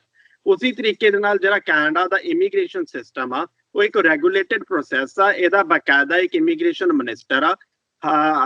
2 ਸਾਲ 3 ਸਾਲ ਬਾਅਦ ਜਿਵੇਂ ਹਿੰਦੁਸਤਾਨ 'ਚ ਬਜਟ ਪਾਸ ਕੀਤਾ ਜਾਂਦਾ ਹੈ, ਉਵੇਂ ਇਮੀਗ੍ਰੇਸ਼ਨ ਦਾ ਭਵਿੱਖਬਾਣੀਆਂ ਕਹਿ ਲਓ ਜਾਂ ਅਗਲੇ 2 ਸਾਲ 3 ਸਾਲ ਕੀ ਕੰਮ ਕੀਤਾ ਜਾਊਗਾ ਇਮੀਗ੍ਰੇਸ਼ਨ 'ਚ, ਉਹ ਡਿਫਾਈਨ ਕੀਤੇ ਜਾਂਦੇ ਆ। ਸੋ ਪਿਛਲੇ ਸਾਲ ਪਾਰਲੀਮੈਂਟ ਦੇ ਵਿੱਚ ਇਹ ਡਿਫਾਈਨ ਕੀਤਾ ਗਿਆ ਕਿ ਅਗਲੇ 3 ਸਾਲਾਂ ਦੇ ਵਿੱਚ 1.2 ਮਿਲੀਅਨ 12 ਲੱਖ ਬੰਦੇ ਨੂੰ ਪਰਮਨੈਂਟ ਰੈਜ਼ੀਡੈਂਸੀ ਦਿੱਤੀ ਜਾਊਗੀ। ਬਟ ਅਨਫੋਰਚੂਨੇਟਲੀ ਆਪਾਂ ਦੇਖਿਆ ਕਿ ਪੂਰੀ ਦੁਨੀਆ ਦੇ ਵਿੱਚ ਇਹ ਜਿਹੜੀ ਮਹਾਮਾਰੀ ਆ ਉਹਦੇ ਕਰਕੇ ਉਹ ਨੰਬਰਸ ਨੂੰ ਅਚੀਵ ਕਰਨਾ ਬਹੁਤ ਮੁਸ਼ਕਿਲ ਹੋਇਆ, ਜਿਨ੍ਹਾਂ ਕਰਕੇ ਹੀ ਇਹ ਸਾਰੀਆਂ ਲੋਟਰੀਜ਼ ਤੇ ਜਿਹੜੇ ਬੰਦੇ ਕੈਨੇਡਾ ਦੇ ਵਿੱਚ ਬੈਠੇ ਨੇ ਉਹਨਾਂ ਨੂੰ ਇਹ ਮੌਕੇ ਦਿੱਤੇ ਜਾ ਰਹੇ ਨੇ। ਪਰ ਜਦੋਂ ਆਪਾਂ ਇਹ ਸਾਰੀਆਂ ਗੱਲਾਂ ਕਰ ਰਹੇ ਹੈਗੇ, ਉਹਦੇ ਵਿੱਚ ਇੱਕ ਵੱਡਾ ਸਵਾਲ ਹੈ ਖੜਾ ਹੁੰਦਾ ਆ ਕਿ ਜਿਹੜੇ ਲੋਕ ਬਾਹਰ ਬੈਠੇ ਨੇ, ਕੈਨੇਡਾ ਤੋਂ ਬਾਹਰ ਬੈਠੇ ਨੇ, ਉਹਨਾਂ ਦਾ ਕੀ ਹੋਊ, ਉਹਨਾਂ ਬਾਰੇ ਕੀ ਆ। ਸੋ ਦੇਖੋ, ਸਿਆਣਾ ਬੰਦਾ ਉਹ ਆ ਜਿਹੜਾ ਮੌਕੇ ਦੀ ਨਜ਼ਾਕਤ ਨੂੰ ਸਮਝਦੇ ਹੋਏ ਉਹਦੇ ਸਟੈਪਸ ਲਵੇ। ਅਗਰ ਉਹ ਇੰਡੀਵਿਜੂਅਲ ਸਿਰਫ ਤੇ ਸਿਰਫ ਐਕਸਪ੍ਰੈਸ ਐਂਟਰੀ ਦੀ ਉਡੀਕ ਕਰਦੇ ਰਹਿਣਗੇ ਤੇ ਭਾਜੀ, ਹਰਦੀਪ ਭਾਜੀ, ਲਾਈਕ ਨਾ ਤਾਂ ਤੁਸੀਂ ਇਹ ਭਵਿੱਖਬਾਣੀ ਕਰ ਸਕਦੇ ਹੋ ਕਿ ਕੋਵਿਡ ਕਦੋਂ ਮੁੱਕਣਾ, ਤੇ ਨਾ ਮੈਂ ਕਰ ਸਕਦਾ ਹਾਂ। ਨਾ ਅਜੇ ਤੱਕ ਕੋਈ ਅਸਾਰ ਨਜ਼ਰ ਆ ਰਹੇ ਨੇ ਕਿ ਛੇਤੀ ਖਤਮ ਹੋਣ ਦਾ, 2 ਜਾਂ 4 ਜਾਂ 5 ਮਹੀਨਿਆਂ ਨੂੰ ਖਤਮ ਹੋ ਜਾਊਗਾ। ਜਿਸ ਹਿਸਾਬ ਨਾਲ ਅੱਜ ਓਨਟਾਰੀਓ ਟੋਟਲੀ ਬੰਦ ਹੋ ਗਿਆ ਆ, ਸੋ ਅਗਰ ਉਸ ਹਿਸਾਬ ਨਾਲ ਦੇਖਿਆ ਜਾਏ ਤਾਂ ਵੀ ਡੋਂਟ ਨੋ। ਸੋ ਉਹਦੇ ਲਈ ਸਹੀ ਪ੍ਰੋਸੈਸ ਹੈ ਕਿ ਐਕਸਪ੍ਰੈਸ ਐਂਟਰੀ 'ਚ ਅਗਰ ਤੁਸੀਂ ਨਹੀਂ ਕੁਆਲੀਫਾਈ ਹੋ ਰਹੇ, ਤੁਸੀਂ ਆਪਣੇ ਦੂਸਰੇ ਰਸਤੇ ਦੇਖੋ। ਰਸਤਿਆਂ ਦਾ ਭਾਵ ਸਭ ਤੋਂ ਇੰਪੋਰਟੈਂਟ PNP। ਕੱਲ ਪਰਸੋਂ ਦੀ ਇੱਕ ਅਲਬਰਟਾ ਦੇ PNP ਡਾਇਰੈਕਟਰ ਦੀ ਗੱਲਬਾਤ ਅਸੀਂ ਸੁਣ ਰਹੇ ਸੀਗੇ, ਜਿਸ ਵਿੱਚ ਉਹ ਕਹਿ ਰਿਹਾ ਕਿ 50,000 ਬੰਦੇ ਦੀ ਰਿਕੁਆਇਰਮੈਂਟ ਫੁੱਲਫਿਲ ਨਹੀਂ ਹੋਈ ਹੈਗੀ ਅਜੇ ਤੱਕ PNP ਦੇ ਵਿੱਚ। ਸੋ ਅਗਰ ਇੱਕ ਪ੍ਰੋਵਿੰਸ ਦੇ ਵਿੱਚ ਇਹ ਹਾਲ ਆ ਤੇ ਜਿੰਨੇ ਬਾਕੀ ਪ੍ਰੋਵਿੰਸਸ ਨੇ, ਮੇਰਾ ਮੰਨਣਾ ਹੈ ਕਿ ਉਹਨਾਂ ਦਾ ਵੀ ਹਾਲ ਸਿਮਿਲਰ ਹੋਊਗਾ। ਉਦਾਹਰਨ ਦੇ ਤੌਰ ਦੇ ਉੱਤੇ ਅੱਜ ਤੋਂ 5-7 ਦਿਨ ਪਹਿਲਾਂ ਹੀ ਓਨਟਾਰੀਓ ਨੇ ਹਿਊਮਨ ਕੈਪੀਟਲ ਦਾ ਡਰਾਅ ਕੱਢਿਆ, ਜਿਸ ਵਿੱਚ ਸਾਡੇ ਕਾਫੀ ਕਲਾਇੰਟਸ ਪਿਕ ਹੋਏ, ਪਰ ਉਹ ਸਾਰੇ ਮੈਜੋਰਿਟੀ ਕਲਾਇੰਟ ਜਿਹੜੇ ਸਾਡੇ ਸੀਗੇ ਉਹ ਪੰਜਾਬ ਤੋਂ ਸੀ, ਇੰਡੀਆ ਤੋਂ ਸੀ ਜਿਹੜੇ ਪਿਕ ਹੋਏ ਨੇ। ਸੋ ਅਗਰ ਤੁਸੀਂ ਐਕਸਪ੍ਰੈਸ ਐਂਟਰੀ 'ਚ ਨਹੀਂ ਕੁਆਲੀਫਾਈ ਹੋ ਰਹੇ ਤਾਂ PNP ਵਾਲਾ ਰਸਤਾ ਅਪਣਾਉਣਾ ਜ਼ਰੂਰੀ ਆ। ਦੂਸਰਾ, ਅੱਜ ਦੀ ਡੇਟ ਦੇ ਉੱਤੇ ਆਊਟਸਾਈਡਰਸ ਵਾਸਤੇ ਸਟੱਡੀ ਪਰਮਿਟ ਇੱਕ ਬਹੁਤ ਵਧੀਆ ਆਪਸ਼ਨ ਆ। ਹੁਣ ਇਸ ਦੇ ਵਿੱਚ ਵੀ ਅੱਜ ਤੋਂ ਸਾਲ 1.5 ਸਾਲ ਪਹਿਲਾਂ ਮੇਰੇ ਤੋਂ ਕੋਈ ਪੁੱਛਦਾ ਕਿ ਭਾਈ 10 ਸਾਲ ਦਾ ਗੈਪ ਹੈਗਾ, ਮੈਨੂੰ ਸਟੱਡੀ ਪਰਮਿਟ ਮਿਲ ਸਕਦਾ, ਮੈਂ ਕਹਿਣਾ ਸੀਗਾ ਕਿ ਰਿਸਕੀ ਆ। ਅੱਜ ਦੀ ਡੇਟ ਦੇ ਉੱਤੇ ਮੈਂ ਕਹੂੰਗਾ it can be a good case. Recently ਸਾਡੇ ਕਲਾਇੰਟ ਨੇ, ਉਹਨਾਂ ਦੀ ਅਸੀਂ ਸੋਸ਼ਲ ਮੀਡੀਆ ਪਲੇਟਫਾਰਮਸ ਉੱਤੇ ਵੀਡੀਓਜ਼ ਵੀ ਸ਼ੇਅਰ ਕੀਤੀਆਂ, ਜਿਨ੍ਹਾਂ ਦਾ 10 ਸਾਲ ਦਾ ਗੈਪ ਨਰਸਿੰਗ ਦਾ ਐਕਸਪੀਰੀਅੰਸ ਸੀਗਾ, ਉਹਨਾਂ ਨੂੰ ਸਟੱਡੀ ਪਰਮਿਟ ਮਿਲਿਆ। ਅੱਜ ਦੀ ਡੇਟ ਦੇ ਉੱਤੇ ਸਪੈਸ਼ਲੀ ਜਿਹੜੇ ਹੈਲਥ ਕੇਅਰ ਵਰਕਰਸ ਨੇ, ਹੈਲਥ ਕੇਅਰ ਵਰਕਰਸ ਦੀ ਬਹੁਤ ਜ਼ਿਆਦਾ ਡਿਮਾਂਡ ਆ। ਅਗਰ ਤੁਸੀਂ ਡਾਇਰੈਕਟਲੀ ਪੀਆਰ ਲਈ ਨਾ ਵੀ ਕੁਆਲੀਫਾਈ ਹੁੰਦੇ ਹੋ ਤਾਂ through study permit it's a good option to attain. ਜਦੋਂ ਅਸੀਂ ਸਟੱਡੀ ਪਰਮਿਟ ਦੀ ਵੀ ਗੱਲ ਕਰਦੇ ਆ ਹਰਦੀਪ ਭਾਜੀ, ਮੈਂ ਇੱਕ ਕਾਮਨਲੀ ਗੱਲ ਕਹਿੰਦਾ ਆ ਕਿ ਆਪਣਾ ਮੁੱਦਾ ਜਦੋਂ ਬੰਦੇ ਨੇ ਦਿੱਲੀ ਤੋਂ ਜਹਾਜ਼ ਫੜਨਾ ਹੁੰਦਾ ਨਾ, ਉਦੋਂ ਉਹਦਾ ਟਾਰਗੇਟ ਸਟੱਡੀ ਪਰਮਿਟ ਦੇ ਨਾਲ ਨਾ ਜਿਹੜਾ ਅਖੀਰਲਾ ਮੇਜਰ ਟਾਰਗੇਟ ਹੁੰਦਾ ਪੀਆਰ ਕਿਵੇਂ ਮਿਲਣੀ ਆ। ਬਿਲਕੁਲ। ਸੋ ਪੀਆਰ ਵਾਸਤੇ ਅਗਰ ਆਪਾਂ ਇਹ ਮੰਨ ਕੇ ਆਵਾਂਗੇ ਕਿ ਮੇਰੇ ਚਾਚਾ ਜੀ ਬਰੈਂਪਟਨ ਚ ਰਹਿੰਦੇ ਆ ਤੇ ਮੈਂ ਆਪਣੇ ਚਾਚਾ ਜੀ ਕੋਲੇ ਜਾ ਕੇ ਰਹਿਣਾ ਆ, ਤੇ I think that's a wrong perspective, ਔਰ ਰਸਤਾ ਹੀ ਗਲਤ ਆ। ਰਸਤਾ ਹੋਣਾ ਚਾਹੀਦਾ ਹੈ ਕਿ ਮੈਨੂੰ ਪੀਆਰ ਕਿਵੇਂ ਸੌਖੀ ਮਿਲਣੀ ਆ। ਉਦਾਹਰਨ ਦੇ ਤੌਰ ਦੇ ਉੱਤੇ ਅਗਰ ਮੈਂ ਬਰੈਂਪਟਨ ਦੀ ਜਗ੍ਹਾ ਬਰੈਂਪਟਨ ਤੋਂ 3 ਘੰਟੇ ਨਾਰਥ ਚਲੇ ਜਾਵਾਂ, ਕਿੰਗਸਟਨ ਦੇ ਵਿੱਚ ਐਡਮਿਸ਼ਨ ਲਿੱਤੀ ਹੁੰਦੀ, ਤਾਂ ਜਿਵੇਂ ਮੇਰੀ ਪੜ੍ਹਾਈ ਖਤਮ ਹੋਣੀ ਸੀ ਮੈਂ ਪੀਆਰ ਲਈ ਕੁਆਲੀਫਾਈ ਕਰਨਾ ਸੀ ਰੂਰਲ ਪ੍ਰੋਗਰਾਮ ਦੇ ਵਿੱਚ। ਜਾਂ ਅਗਰ ਮੈਂ ਸਸਕੈਚੁਅਨ ਗਿਆ ਹੁੰਦਾ ਤਾਂ ਮੈਨੂੰ ਆਪਣੀ ਪੜ੍ਹਾਈ ਅਤੇ 1 ਸਾਲ ਦੇ ਤਜਰਬੇ ਦੇ 30 ਤੋਂ 35 ਐਕਸਟਰਾ ਪੁਆਇੰਟਸ ਮਿਲਨੇ ਸੀ, ਈਜ਼ੀਲੀ ਪੀਆਰ ਮਿਲਣੀ ਸੀ। ਹੁੰਦਾ ਕੀ ਆ ਕਿ ਜਵਾਕ ਆਉਂਦਾ ਆ ਜੀ ਜਾਂ ਤਾਂ ਟੋਰਾਂਟੋ, ਹਰੇਕ ਮੈਨੂੰ ਕਾਲਸ ਆਉਂਦੀਆਂ, ਤੁਸੀਂ ਮੈਨੂੰ ਕਹੋਗੇ ਕਿ ਹਾਂਜੀ ਮੈਂ ਟੋਰਾਂਟੋ ਐਡਮਿਸ਼ਨ ਲੈਣੀ ਆ, ਮੇਰਾ ਕੰਮ ਆ, ਮੈਂ ਤੁਹਾਨੂੰ ਟੋਰਾਂਟੋ ਐਡਮਿਸ਼ਨ ਦਿਵਾਉਂਗਾ। ਪਰ ਅਗਰ ਤੁਸੀਂ ਮੇਰੇ ਤੋਂ ਪੁੱਛੋਗੇ ਕਿ ਮੇਰੇ ਲਈ ਬੈਸਟ ਜਗ੍ਹਾ ਕਿਹੜੀ ਹੋਊਗੀ ਤੇ ਮੈਂ ਉਸ ਹਿਸਾਬ ਨਾਲ ਤੁਹਾਨੂੰ ਗਾਈਡ ਕਰੂੰਗਾ, ਰਾਈਟ। ਟੋਰਾਂਟੋ ਤੇ ਵੈਂਕੂਵਰ ਦੇ ਵਿੱਚ ਮੈਕਸਿਮਮ ਡਿਮਾਂਡ ਆ ਆਪਣੇ ਪੰਜਾਬੀ ਕਮਿਊਨਿਟੀਜ਼ ਦੀ ਕਿ ਆਪਾਂ ਉੱਥੇ ਹੀ ਪੜ੍ਹਨ ਜਾਣਾ ਆ। ਹੁੰਦਾ ਕੀ ਆ, ਬੱਚੇ ਨੇ 2 ਸਾਲ ਦੀ ਪੜ੍ਹਾਈ ਕੀਤੀ, ਬਾਅਦ ਚੋਂ ਕੀ ਹੋ ਰਿਹਾ, ਉਹ ਜਾਂ ਤਾਂ ਨਿਊ ਬ੍ਰਿੰਸਵਿਕ ਜਾ ਰਿਹਾ, ਜਾਂ ਨੋਵਾ ਸਕੋਸ਼ੀਆ ਜਾ ਰਿਹਾ, ਜਾਂ ਸਸਕੈਚੁਅਨ ਜਾ ਰਿਹਾ, ਜਾਂ ਵਿਨੀਪੈਗ ਜਾ ਰਿਹਾ, ਕਿਉਂਕਿ ਉਹਨਾਂ ਨੂੰ ਪਤਾ ਹੈ ਕਿ ਓਨਟਾਰੀਓ ਅਤੇ BC ਦੇ ਵਿੱਚ 12ਵੀਂ ਕਰਨ ਵਾਲਾ ਜਿਹੜਾ ਬੱਚਾ 12ਵੀਂ ਕਰਕੇ ਪੰਜਾਬ ਤੋਂ ਆ ਰਿਹਾ, he or she will not qualify for permanent residency। ਸੋ ਉਹ ਤਾਂ ਕਰਕੇ ਦੂਜੀਆਂ ਪ੍ਰੋਵਿੰਸਿਸ ਚ ਮੂਵ ਹੁੰਦੇ ਆ। ਪਰ ਅਗਰ ਇਹ ਸਟੈਪ ਪਹਿਲੇ ਦਿਨ ਹੀ ਚੱਕਿਆ ਹੁੰਦਾ ਤੇ ਜਿਹੜਾ ਟਾਈਮ ਆਪਾਂ ਇੱਥੇ ਲਗਾਇਆ ਉਹ ਕਿਸੇ ਖਾਤੇ ਨਹੀਂ ਆਪਣਾ ਪਿਆ। ਅਗਰ ਆਪਾਂ ਉੱਥੇ ਲਾਇਆ ਹੁੰਦਾ ਤੇ ਉਹਦੇ ਸਾਨੂੰ ਐਕਸਟਰਾ ਬੈਨੀਫਿਟਸ ਮਿਲਣੇ ਸੀ। ਸੋ ਹਰੇਕ ਫਾਈਲ ਡਿਫਰੈਂਟ ਹੁੰਦੀ ਆ। ਉਸ ਪ੍ਰੋਫਾਈਲ ਨੂੰ ਅੰਡਰਸਟੈਂਡ ਕਰਨ ਵਾਸਤੇ ਤੇ ਉਸ ਬੰਦੇ ਨੂੰ ਕਿਵੇਂ ਪੀਆਰ ਸੌਖੀ ਮਿਲ ਸਕਦੀ ਹੈ, ਮੇਰੇ ਹਿਸਾਬ ਨਾਲ ਜਦੋਂ ਬੰਦਾ ਕੋਈ ਸਟੱਡੀ ਪਰਮਿਟ ਵੀ ਲੈ ਰਿਹਾ ਹੋਵੇ ਤਾਂ ਉਹਨੂੰ ਆਪਣਾ ਰਸਤਾ ਇਸ ਤਰੀਕੇ ਨਾਲ ਬਣਾਉਣਾ ਚਾਹੀਦਾ ਕਿ ਮੈਨੂੰ ਪੀਆਰ ਕਿਵੇਂ ਮਿਲੂਗੀ। ਜਿਵੇਂ ਕਿ ਸਾਡੇ ਜਿਹੜੇ ਕਲਾਇੰਟਸ ਨੇ ਉਹ ਜਿਸ ਦਿਨ ਪੰਜਾਬ ਤੋਂ ਚੱਲਦੇ ਨੇ ਉਸ ਦਿਨ ਤੋਂ ਬਾਅਦ ਚੋਂ ਜਿਵੇਂ ਉਹਨਾਂ ਨੂੰ ਵਰਕ ਪਰਮਿਟ ਤੇ ਜਾਣਾ, ਅਸੀਂ ਪਾਰਟਨਰਸ਼ਿਪ ਚ ਕੰਮ ਕਰਦੇ ਹੈਗੇ ਆ ਵਰਲਡ ਵਾਈਡ ਕੈਨੇਡੀਅਨ ਵਰਕਫੋਰਸ, ਜੋ ਵਰਕ ਏਜੰਸੀ ਆ, ਜੋ ਜਿਵੇਂ ਬੱਚਿਆਂ ਦੀ ਪੜ੍ਹਾਈ ਖਤਮ ਹੁੰਦੀ ਆ ਉਹਨਾਂ ਨੂੰ ਕੰਮ ਦੇ ਵਿੱਚ ਮਦਦ ਕਰਦੀ ਆ। ਜਿਵੇਂ ਉਹਨਾਂ ਦੇ ਕੰਮ ਦਾ ਐਕਸਪੀਰੀਅੰਸ ਗੇਨ ਹੋ ਜਾਂਦਾ ਫਿਰ ਪੀਆਰ ਲਈ ਮਦਦ ਕਰਦੀ ਆ। ਸੋ ਸਾਡਾ ਜਿਹੜਾ ਬੱਚੇ ਨਾਲ ਰਿਸ਼ਤਾ ਆ ਉਹ ਅਗਲੇ 4-5 ਸਾਲ ਲਈ ਆ। ਉਸ ਬੱਚੇ ਨੂੰ ਜਦ ਤੱਕ ਉਹਦੀ ਪੀਆਰ ਨਹੀਂ ਹੋ ਜਾਂਦੀ ਅਸੀਂ ਉਹਦੀ ਉਂਗਲ ਫੜ ਕੇ ਉਹਨੂੰ ਉਸ ਪੀਆਰ ਤੱਕ ਪਹੁੰਚਾ ਰਹੇ ਹਾਂ। ਇਹ ਇੱਕ ਵੱਡੀ ਗੱਲ ਹੈਗੀ ਆ। ਸਟੱਡੀ ਪਰਮਿਟ ਇੱਕ ਬਹੁਤ ਛੋਟਾ ਹਿੱਸਾ ਆ ਪੀਆਰ ਨੂੰ ਅਟੇਨ ਕਰਨ ਦਾ, ਪਰ ਮੇਜਰ ਕੰਮ ਜਿਹੜਾ ਆ ਉਹ ਪੀਆਰ ਅਟੇਨ ਕਰਨਾ ਹੀ ਆ। ਇੱਕ ਇਹ ਦੱਸਿਆ ਜੇ ਵੀ ਤੁਸੀਂ ਕਿਹਾ ਵੀ ਅਸੀਂ ਉਸ ਦੀ ਪੀਆਰ ਤੱਕ ਉਂਗਲ ਫੜ ਕੇ ਉਹਦੀ ਹੈਲਪ ਕਰਦੇ ਆ, ਪਰ ਬਹੁਤਾਤ ਰੂਪ ਦੇ ਵਿੱਚ ਜਿਹੜੇ ਇਮੀਗ੍ਰੇਸ਼ਨ ਕੰਸਲਟੈਂਟਸ ਹੁੰਦੇ ਆ ਉਹਨਾਂ ਦੀਆਂ ਇਹ ਸ਼ਿਕਾਇਤਾਂ ਆਉਂਦੀਆਂ ਨੇ ਵੀ ਸਿਰਫ ਜਦੋਂ ਅਸੀਂ ਕੈਨੇਡੀਅਨ ਧਰਤੀ ਤੇ ਉਤਰ ਜਾਂਦੇ ਉਸ ਤੋਂ ਬਾਅਦ ਤਾਂ ਸਾਨੂੰ ਕੋਈ ਪੁੱਛਦਾ ਵੀ ਨਹੀਂ ਹੈ। ਉਸ ਤੋਂ ਬਾਅਦ ਜਦ ਕੋਈ ਟੈਸਟ ਵਗੈਰਾ ਹੁੰਦਾ ਉਹਦੇ ਲਈ, ਜਿਵੇਂ ਇੱਕ ਮੇਰੇ ਕੋਲ ਇੱਕ ਐਗਜ਼ਾਮਪਲ ਆਈ ਹੈ, ਜਿਵੇਂ ਤੁਸੀਂ ਕਿਹਾ ਵੀ 5 ਜਿਹੜੇ ਬੈਂਡ ਜ਼ਰੂਰੀ ਨੇ, CVL ਲੈਵਲ 5 ਚਾਹੀਦਾ। ਹੁਣ ਉਹਦੇ ਲਈ ਜਿਹੜੀ ਫੀਸ ਹੈ $350 ਹੈ, ਰੱਖੀ ਗਈ ਹੈ ਟੈਸਟ ਦੀ ਫੀਸ। ਉਹ ਟੈਸਟ ਡੇਟ ਮਿਲਦੀ ਨਹੀਂ ਤੇ ਈਵਨ ਕਿ ਕਈਆਂ ਸਲਾਹਕਾਰਾਂ ਵੱਲੋਂ $1500 ਫੀਸ ਲਈ ਜਾ ਰਹੀ ਹੈ। Is it right?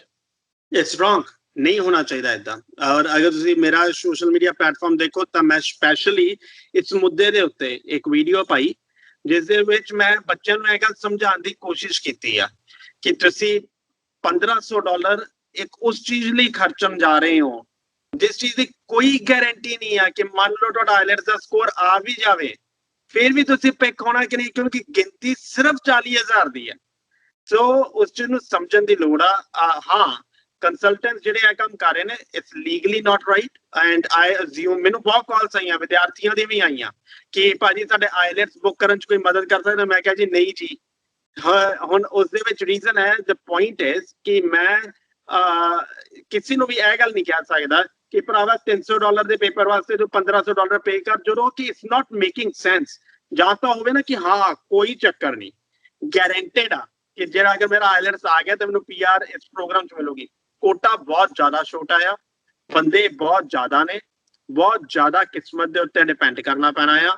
ਇਸ ਲਈ ਕਿ ਜਿਹੜੇ ਐਕਸਟਰਾ ਫੰਡਸ ਪਾਣ ਜਾ ਰਹੇ ਹੋ ਜਾਂ ਤਾਂ ਉਹ ਸਿਕਿਉਰਡ ਹੋਣ, ਉਹਦੀ ਕੋਈ ਸਿਕਿਉਰਿਟੀ ਨਹੀਂ ਆ, ਕੋਈ ਗਾਰੰਟੀ ਨਹੀਂ ਹੈਗੀ। ਇਸ ਲਈ ਉਹਨੂੰ ਸਹੀ ਤਰੀਕੇ ਨਾਲ ਯੂਜ਼ ਕਰਨਾ ਬਹੁਤ ਜ਼ਰੂਰੀ ਹੈ। ਸਟੱਡੀ ਪਰਮਿਟਸ ਦੇ ਉੱਤੇ ਵੀ ਪੰਜਾਬ ਦੇ ਵਿੱਚ ਵੀ ਮੈਂ ਇਹ ਚੀਜ਼ ਦੇਖੀ ਆ ਤੇ ਮੈਂ ਇਸ ਚੀਜ਼ ਨੂੰ ਬਾਰ-ਬਾਰ ਰਿਪੀਟ ਕਰਦਾ ਤੇ ਪੂਰੀ ਜ਼ਿੰਮੇਵਾਰੀ ਨਾਲ ਰਿਪੀਟ ਕਰਦਾ ਆ ਕਿ ਸਾਡੀ ਕੰਪਨੀ ਨਾ ਬੱਚਿਆਂ ਤੋਂ ਪਹਿਲਾਂ ਕੋਈ ਪੈਸੇ ਲੈਂਦੇ ਆ ਤੇ ਨਾ ਵੀਜ਼ਾ ਲੱਗਣ ਤੋਂ ਬਾਅਦ ਚੋਂ ਕੋਈ ਪੈਸੇ। ਸਟੱਡੀ ਪਰਮਿਟ ਵਾਸਤੇ ਨੋ ਫੀਸ ਬਿਫੋਰ ਔਰ ਆਫਟਰ ਵੀਜ਼ਾ। 3 ਕੰਡੀਸ਼ਨਸ ਨੇ। ਕੰਡੀਸ਼ਨਸ ਹੈ ਤੁਹਾਡੀ ਪੜ੍ਹਾਈ 'ਚ ਕੋਈ ਗੈਪ ਨਾ ਹੋਵੇ, ਤੁਹਾਡਾ ਕੋਈ ਰਿਫਿਊਜ਼ਲ ਨਾ ਲੱਗਿਆ ਹੋਵੇ ਤੇ ਤੁਹਾਡਾ ਆਈਲੈਟਸ ਦਾ ਸਕੋਰ ਸਹੀ ਹੋਵੇ। ਅਗਰ ਇਹ 3 ਕੰਡੀਸ਼ਨ ਤੁਸੀਂ ਫੁੱਲਫਿਲ ਕਰਦੇ ਹੋ ਤਾਂ ਫ੍ਰੀ ਆਫ ਕਾਸਟ ਅਸੀਂ ਸਟੱਡੀ ਪਰਮਿਟ ਦੇ ਉੱਤੇ ਕੰਮ ਕਰਦੇ ਹੈਗੇ। ਹਾਂ, ਜਿਹੜੀ ਕਾਲਜ ਦੀ ਫੀਸ ਜਾਂ ਐਮਬੈਸੀ ਦੀਆਂ ਫੀਸਾਂ ਨੇ ਉਹ ਤੁਸੀਂ ਪੇ ਕਰਨੀਆਂ ਨੇ, ਪਰ ਸਾਡੀ ਕੋਈ ਫੀਸ ਨਹੀਂ। ਇੱਕ ਸਵਾਲ ਹੋਰ ਹੈ ਜੀ, ਸੌਰੀ ਤੁਹਾਡੀ ਮੈਂ ਗੱਲ ਟੋਕ ਰਿਹਾ। ਤੁਸੀਂ 40,000 ਦੇ ਕੋਟੇ ਦੀ ਗੱਲ ਕਰ ਰਹੇ ਹੋ। ਸਾਡੇ ਜਿਹੜੇ ਵਿਦਿਆਰਥੀ ਇੱਥੇ ਹੈਗੇ ਨੇ ਉਹਨਾਂ ਨੂੰ ਇਹ ਦੱਸੋਗੇ ਵੀ 40,000 ਦੇ ਕੋਟੇ ਵਿੱਚ ਵੀ ਕੰਟਰੀ ਵਾਈਜ਼ ਕੋਟਾ ਹੈ, ਵੀ ਇੰਡੀਆ ਦੇ ਵਿਦਿਆਰਥੀ ਇੰਨੇ ਕੁ ਲੈਣੇ ਆ ਜਾਂ ਕਿਸੇ ਹੋਰ ਜਿਹੜੇ ਦੇਸ਼ ਦੇ ਨੇ ਇੰਨੇ ਕੁ ਲੈਣੇ, ਇਹਦੇ ਬਾਰੇ ਕੋਈ ਦੱਸੋਗੇ ਪਲੀਜ਼? ਨਹੀਂ, ਇਹ ਕੰਟਰੀ ਵਾਈਜ਼ ਕੋਈ ਕੋਟਾ ਨਹੀਂ ਜੀ, ਪਰ ਟੋਟਲ ਕੋਟਾ ਇੰਟਰਨੈਸ਼ਨਲ ਸਟੂਡੈਂਟ ਦਾ। ਇਹਦਾ ਮਤਲਬ ਇਹ ਨਹੀਂ ਹੈ ਕਿ ਇਕੱਲੇ ਆਪਣੇ ਵਿਦਿਆਰਥੀ ਨੇ। ਦੁਨੀਆ ਭਰ ਦੇ ਜਿਹੜਾ ਇੰਟਰਨੈਸ਼ਨਲ ਸਟੂਡੈਂਟ ਆ, ਹਰੇਕ ਬੰਦਾ ਇਸ ਪ੍ਰੋਗਰਾਮ ਦੇ ਵਿੱਚ ਜਿਹੜੀਆਂ ਆਪਣੀਆਂ ਸ਼ਰਤਾਂ ਕੰਪਲੀਟ ਕਰ ਰਿਹਾ ਉਹ ਕੁਆਲੀਫਾਈ ਕਰ ਰਿਹਾ ਤੇ 90% ਜਵਾਕ ਇਹ ਰਿਕੁਆਇਰਮੈਂਟਸ ਫੁੱਲਫਿਲ ਕਰ ਰਹੇ ਨੇ ਅਗਰ ਉਹਨਾਂ ਨੂੰ ਆਈਲੈਟਸ ਦੀ ਡੇਟ ਮਿਲ ਜੇ। ਅਗਰ ਸਿਰਫ ਆਈਲੈਟਸ ਦੀ ਡੇਟ ਮਿਲਣ ਦੀ ਗੱਲ ਆ, ਪਰ ਮੈਂ ਤੁਹਾਨੂੰ ਇੱਕ ਗੱਲ ਹੋਰ ਕਲੀਅਰ ਕਰਾਂ, ਤੁਸੀਂ ਐਕਸਪ੍ਰੈਸ ਐਂਟਰੀ ਦੇ ਡਿਟੇਲਸ ਆਉਂਦੀਆਂ ਕਿ ਕਿੰਨੇ ਬੱਚਿਆਂ ਨੇ ਆਪਣੀਆਂ ਪ੍ਰੋਫਾਈਲਸ ਬਣਾਈਆਂ ਹੋਈਆਂ। ਪਿਛਲੇ ਦਿਨ 417 ਦੇ ਉੱਤੇ ਡਰਾ ਨਿਕਲਿਆ, 6000 ਬੰਦਾ ਪਿਕ ਹੋਇਆ। ਹੁਣ ਉਹ ਜਿਹੜਾ 6000 ਬੰਦਾ ਆ, ਉਹ 6000 ਦਾ 6000 ਇਸ ਪ੍ਰੋਗਰਾਮ 'ਚ ਕੁਆਲੀਫਾਈ ਕਰ ਰਿਹਾ ਸੀਗਾ।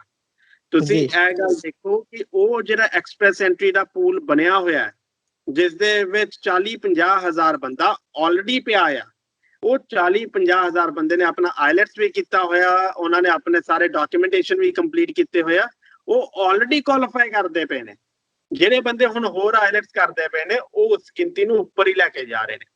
Nothing wrong in it. ਮੈਂ ਤਾਂ ਇਹ ਗੱਲ ਕਹਿ ਹੀ ਰਿਹਾ ਕਿ ਇਹ ਜਿਹੜਾ ਪ੍ਰੋਗਰਾਮ ਹੈਗਾ ਆ, ਕੈਨੇਡਾ ਦੀ ਸਰਕਾਰ ਨੇ ਕੁਆਲਿਟੀ ਬੇਸ ਨਹੀਂ ਰੱਖਿਆ ਹੈਗਾ, ਲੱਕ ਬੇਸ ਰੱਖਿਆ ਆ, ਫਰਸਟ ਕਮ ਫਰਸਟ ਗੋ ਦੇ ਬੇਸ ਤੇ ਰੱਖਿਆ। ਪਰ ਉਸ ਫਰਸਟ ਕਮ ਫਰਸਟ ਗੋ ਦੇ ਬੇਸਿਸ ਦੇ ਉੱਤੇ ਅਗਰ ਤੁਸੀਂ ਇਸ ਚੀਜ਼ ਨੂੰ ਮੰਨ ਕੇ ਚੱਲੋਗੇ ਕਿ ਗਾਰੰਟੀਡ ਹੀ ਹੈ ਕਿ ਤੁਸੀਂ ਪਿਕ ਹੋ ਜਾਓਗੇ ਤੇ ਬਹੁਤ ਗਲਤ ਡਾਇਰੈਕਸ਼ਨ 'ਚ ਜਾ ਰਹੇ ਹੋ। ਇਸ ਵਿੱਚ ਵੀ 2-3 ਚੀਜ਼ਾਂ ਚੈੱਕ ਕਰਨ ਵਾਲੀਆਂ ਨੇ। ਜਿੰਨਾ ਵੀ ਕੰਪਨੀਆਂ ਤੋਂ ਤੁਸੀਂ ਫਾਈਲ ਲਗਾਉਣ ਜਾ ਰਹੇ ਹੋ ਉਹਨਾਂ ਦਾ ਵਰਕ ਪਾਵਰ ਕਿੰਨੀ ਆ, ਉਹਨਾਂ ਕੋਲੇ ਬੰਦੇ ਕਿੰਨੇ ਆ। ਉਦਾਹਰਨ ਦੇ ਤੌਰ ਦੇ ਉੱਤੇ ਜਿਹੜਾ ਮੇਰਾ ਕੈਨੇਡਾ ਆਫਿਸ ਆ, ਅਸੀਂ ਉਸਦੇ ਵਿੱਚ 80 ਤੋਂ 85 ਬੰਦੇ ਆਫਿਸ 'ਚ ਕੰਮ ਕਰਦੇ ਆ। ਕਹਿਣ ਦਾ ਭਾਵ ਕਿ ਔਰ ਅਸੀਂ ਇਹ ਮਿੱਥੀ ਹੋਈ ਹੈ ਗੱਲ ਕਿ ਅਸੀਂ 40 ਤੋਂ 45 ਫਾਈਲਾਂ ਤੋਂ ਉੱਪਰ ਫਾਈਲਾਂ ਨਹੀਂ ਲੈਣੀਆਂ। ਦੈਟ ਮੀਨਸ ਕਿ ਹਰੇਕ ਫਾਈਲ ਦੇ ਉੱਤੇ ਸਾਡੇ 2-2 ਬੰਦੇ ਕੰਮ ਕਰਨਗੇ। Chances to get pick it's much higher, ਕਿਉਂਕਿ ਸਾਡੀ ਇੱਕ ਫਾਈਲ ਦੇ ਉੱਤੇ 2-2 ਬੰਦੇ 3-3 ਬੰਦੇ ਕੰਮ ਕਰ ਰਹੇ ਨੇ। ਜਿਹੜੇ ਛੋਟੇ ਕੰਪਨੀਆਂ ਨੇ ਜਿਨ੍ਹਾਂ ਦੇ ਵਿੱਚ 1 ਜਾਂ 2 ਜਾਂ 3 ਬੰਦੇ ਹੀ ਕੰਮ ਕਰ ਰਹੇ ਨੇ, ਉਹ ਕਿੰਨੀਆਂ ਫਾਈਲਾਂ ਪਿਕ ਕਰਵਾਉਣ ਦੇ ਵਿੱਚ ਕਾਮਯਾਬ ਹੋਣਗੇ। ਸੋ ਇਹ ਸਾਰੇ ਜਦੋਂ ਤੁਸੀਂ ਕੋਈ ਵੀ ਚੀਜ਼ ਕਰ ਰਹੇ ਹੋ, you need to assess all the grounds ਕਿ ਉਹਨਾਂ ਵਿੱਚ ਕਿਵੇਂ ਤੁਹਾਡੀ ਪੋਸੀਬਿਲਿਟੀਜ਼ ਬਣ ਰਹੀਆਂ ਨੇ, ਕਿਵੇਂ ਨਹੀਂ ਬਣ ਰਹੀਆਂ ਨੇ। ਔਰ ਇਸੇ ਚੀਜ਼ ਨੂੰ ਹੀ ਲੈ ਕੇ ਅਸੀਂ 24 ਅਪ੍ਰੈਲ ਨੂੰ ਇੰਡੀਅਨ ਟਾਈਮ ਰਾਤੀ 9:30 ਵਜੇ ਤੇ ਕੈਨੇਡੀਅਨ ਟਾਈਮ 12 ਵਜੇ ਅਸੀਂ ਇੱਕ ਲਾਈਵ ਸੈਮੀਨਾਰ ਕਰਨ ਜਾ ਰਹੇ ਹਾਂ, ਜਿਹਦੀ ਰਜਿਸਟ੍ਰੇਸ਼ਨ ਸਾਡੀ ਵੈਬਸਾਈਟ ਤੇ ਕੀਤੀ ਜਾ ਸਕਦੀ ਹੈ bramptonconsultancy.com। ਤੁਸੀਂ ਆਪਣੇ ਕੋਈ ਵੀ ਸਵਾਲ ਵੀਡੀਓ ਬਣਾ ਕੇ, ਆਡੀਓ ਬਣਾ ਕੇ ਜਾਂ ਲਿਖਤੀ ਰੂਪ ਦੇ ਵਿੱਚ ਉਸ ਫਾਰਮ ਦੇ ਵਿੱਚ ਅਪਲੋਡ ਕਰ ਸਕਦੇ ਹੋ ਤੇ ਅਸੀਂ ਹਰੇਕ ਸਵਾਲ ਦਾ ਜਵਾਬ ਤੁਹਾਨੂੰ ਲਾਈਵ ਵੈਬਿਨਾਰ ਦੇ ਵਿੱਚ ਦਵਾਂਗੇ। ਸੋ ਇਹ ਇੱਕ ਫ੍ਰੀ ਓਪਰਚੁਨਿਟੀ ਆ ਲਾਇਸੈਂਸਡ ਕੰਸਲਟੈਂਟਸ ਨਾਲ ਗੱਲ ਕਰਨ ਦੀ। ਸਾਡੀ ਸਾਰੀ ਟੀਮ ਉਸ ਵੈਬਿਨਾਰ ਦੇ ਵਿੱਚ ਹਾਜ਼ਰ ਹੋਊਗੀ। ਫੇਸਬੁੱਕ ਲਾਈਵ ਹੋਏਗਾ, ਤੁਸੀਂ ਜਿੰਨੇ ਮਰਜ਼ੀ ਸਵਾਲ ਸਾਡੇ ਤੋਂ ਕਰੋ, ਅਸੀਂ ਹਰੇਕ ਸਵਾਲ ਦਾ ਜਵਾਬ ਦੇਵਾਂਗੇ।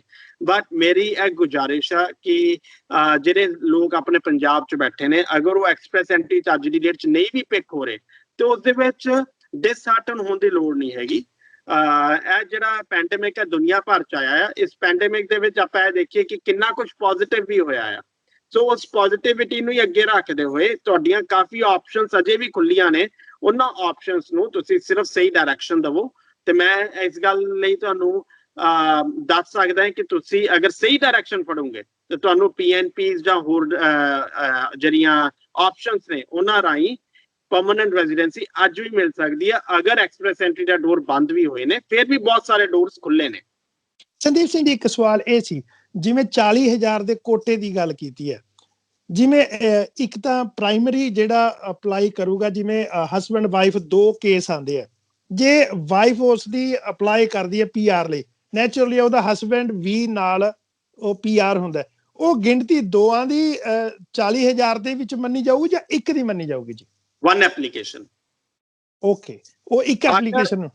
अगर अगर वाइफ अपनी एप्लीकेशन ला रही है एज अ मेन एप्लीकेंट ते हस्बैंड नाल स्पाउस ला रहा है ਤਾਂ वन एप्लीकेशन।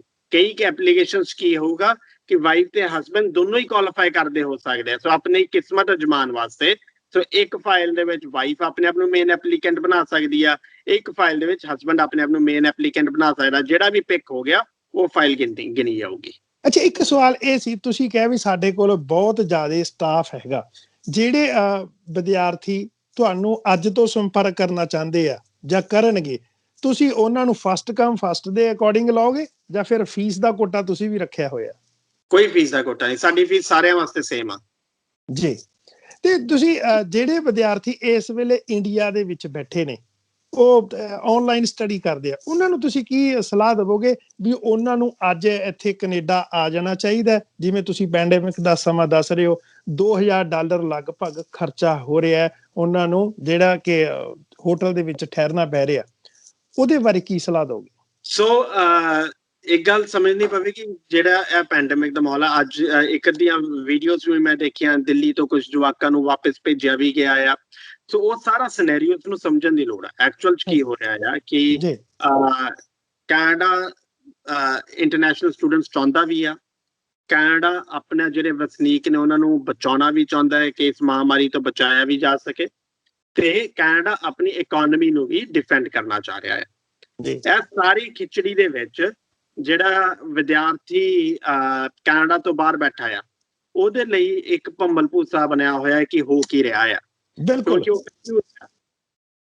ਫਸਟ ਸਿਚੁਏਸ਼ਨ ਹੈਗੀ ਆ, ਇਸ 'ਚ ਕਈ ਸਿਚੁਏਸ਼ਨਸ ਨੇ। ਪਹਿਲੀ ਸਿਚੁਏਸ਼ਨ ਹੈ ਕਿ ਬੱਚਾ ਇੱਕ ਪਹਿਲਾਂ ਫਾਈਲ ਲਗਾਉਣ ਵਾਲੇ ਕਨਫਿਊਜ਼ਡ ਆ ਕਿ ਮੈਨੂੰ ਫਾਈਲ ਹੀ ਲਗਾਉਣੀ ਚਾਹੀਦੀ ਹੈ ਕਿ ਨਹੀਂ ਲਗਾਉਣੀ ਚਾਹੀਦੀ, ਕਿਉਂਕਿ ਪਤਾ ਨਹੀਂ ਮੈਂ ਜਾ ਸਕੂੰਗਾ ਕਿ ਨਹੀਂ ਜਾ ਸਕੂੰਗਾ। ਬਹੁਤ ਬੇਸਿਕ ਕੁਐਸਚਨ ਹੈ ਅੱਜ ਦਾ ਜੀ।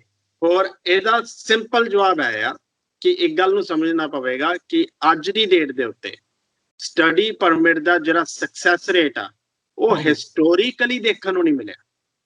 ਹਿਸਟੋਰੀਕਲੀ ਇਹ ਦੇਖਣ ਨੂੰ ਨਹੀਂ ਮਿਲਿਆ ਕਿ ਸਕਸੈਸ ਰੇਟ ਇਜ਼ ਹਿਊਜ। ਮੈਂ ਤੁਹਾਨੂੰ ਇਹ ਦੱਸ ਰਿਹਾ ਕਿ ਸਟੱਡੀ ਪਰਮਿਟ ਦੇ ਵਿੱਚ ਇੰਨਾ ਜ਼ਿਆਦਾ ਅਪਰੂਵਲ ਰੇਟ ਆ, ਹਿਸਟੋਰੀਕਲੀ ਨਹੀਂ ਮੈਂ ਅੱਜ ਤੱਕ ਏਦਾਂ ਦਾ ਮਾਹੌਲ ਦੇਖਿਆ। ਸੋ ਸਟੱਡੀ ਪਰਮਿਟ 100% ਅਪਲਾਈ ਕਰਨੇ ਚਾਹੀਦੇ ਨੇ। ਦੂਸਰਾ ਸਿਨੈਰੀਓ ਹੈਗਾ ਕਿ ਮੈਨੂੰ ਕੀ ਕੈਨੇਡਾ ਦੇ ਵਿੱਚ ਐਂਟਰ ਹੋਣ ਦਿੱਤਾ ਜਾਊਗਾ ਜਾਂ ਨਹੀਂ ਦਿੱਤਾ ਜਾਊਗਾ। ਇਸ ਦੇ ਵਿੱਚ ਦੋ ਚੀਜ਼ਾਂ ਨੇ। ਕੈਨੇਡਾ ਦੀ ਸਰਕਾਰ ਨੇ ਇਸ ਗੱਲ ਦੀ ਤੁਹਾਨੂੰ ਪਰਮਿਸ਼ਨ ਦਿੱਤੀ ਹੈ ਕਿ ਅਗਰ ਤੁਸੀਂ ਆਪਣੀ ਪੜ੍ਹਾਈ 2 ਸਾਲ ਦੀ ਪੜ੍ਹਾਈ ਪੰਜਾਬ 'ਚ ਬਹਿ ਕੇ ਵੀ ਕਰੋਗੇ, ਤਾਂ ਉਹ ਜਿੰਨਾ ਸਮਾਂ ਤੁਸੀਂ ਪੰਜਾਬ 'ਚ ਬਹਿ ਕੇ ਕੈਨੇਡੀਅਨ ਐਜੂਕੇਸ਼ਨ ਅਟੇਨ ਕਰ ਰਹੇ ਹੋ, ਉਹ ਸਾਰਾ ਦਾ ਸਾਰਾ ਸਮਾਂ ਤੁਹਾਡਾ ਕਾਊਂਟ ਕੀਤਾ ਜਾਏਗਾ। ਕਹਿਣ ਦਾ ਭਾਵ ਕਿ ਫੁੱਲ 3 ਸਾਲ ਦਾ ਵਰਕ ਪਰਮਿਟ ਤੁਹਾਨੂੰ ਦਿੱਤਾ ਜਾਊਗਾ। ਨਾਓ it's the choice of individual. ਇਹ ਇੱਕ ਇੰਡੀਵਿਜੂਅਲ ਦੀ ਚੋਇਸ ਹੈ ਕਿ ਉਹਨੇ ਪੰਜਾਬ ਦੀ ਧਰਤੀ 'ਚ ਬੈਠ ਕੇ ਆਪਣੇ 2 ਸਾਲ ਦੀ ਪੜ੍ਹਾਈ ਖਤਮ ਕਰਨੀ ਆ ਜਾਂ ਉਹਨੇ ਕੈਨੇਡਾ ਦੇ ਵਿੱਚ ਐਂਟਰ ਕਰਨਾ ਆ। ਅੱਜ ਦੀ ਡੇਟ ਦੇ ਉੱਤੇ ਅਗਰ ਤੁਸੀਂ ਐਂਟਰ ਕਰਨਾ ਆ ਤੇ ਤੁਹਾਡੇ ਮੈਡੀਕਲਸ ਵੈਲਿਡ ਹੋਣੇ ਜ਼ਰੂਰੀ ਨੇ। ਅਗਰ ਮੈਡੀਕਲਸ ਵੈਲਿਡ ਨਹੀਂ ਹੋਣਗੇ, ਜੋ 50 ਬੱਚਿਆਂ ਨਾਲ ਹੋਇਆ ਆ ਉਹ ਤੁਹਾਡੇ ਨਾਲ ਹੋਵੇਗਾ, ਦਿੱਲੀ ਤੋਂ ਵਾਪਸ ਭੇਜਿਆ ਜਾਏਗਾ। ਤੁਸੀਂ ਆਪਣੇ ਕੋਵਿਡ ਟੈਸਟ ਐਡਵਾਂਸ 'ਚ ਕਰਵਾਉਣੇ ਹੁੰਦੇ ਆ, ਅਪਰੋਕਸੀਮੇਟਲੀ 48 to 72 ਆਵਰਸ ਪਹਿਲਾਂ। ਤੁਸੀਂ ਆਪਣਾ GC ਕੀ, ਜਿਸ ਦੇ ਵਿੱਚ ਸਾਰੀਆਂ ਡਿਟੇਲਸ ਹੁੰਦੀਆਂ, ਉਸ 'ਚ ਦੇਖਣਾ ਕਿ ਕੋਈ ਵੀ ਡਾਕੂਮੈਂਟ ਤੁਹਾਡੇ ਵੱਲੋਂ ਪੈਂਡਿੰਗ ਨਾ ਹੋਵੇ ਜਾਂ ਕੋਈ ਵੀ ਡਾਕੂਮੈਂਟ ਦੇ ਉੱਤੇ ਇਨਵੈਲਿਡ ਨਾ ਲਿਖਿਆ ਹੋਵੇ।